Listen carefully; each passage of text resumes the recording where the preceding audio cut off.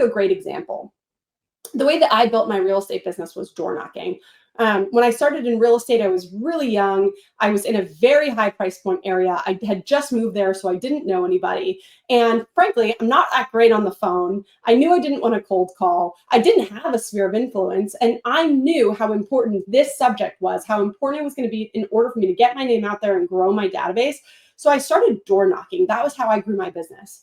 And one of my favorite stories about the database is I remember there was somebody in the neighborhood that I door knocked that I met on my very first day. And I put them in my database as we do at the beginning. Remember on day one in your real estate business when you added everybody to the database because you only had like 10 people in there? And so your goal was to get everyone in there possible. You wanted to grow it as quickly as possible. I'm going to challenge you should treat every day as if it was day one in your real estate business. Everybody should be going into the database, but we'll talk about that later. But anyway, so I added this one person to my database who I had met. It was literally the first door that I knocked on my first day in real estate. And we had a great conversation. I ended up getting their contact information and I added them to my database.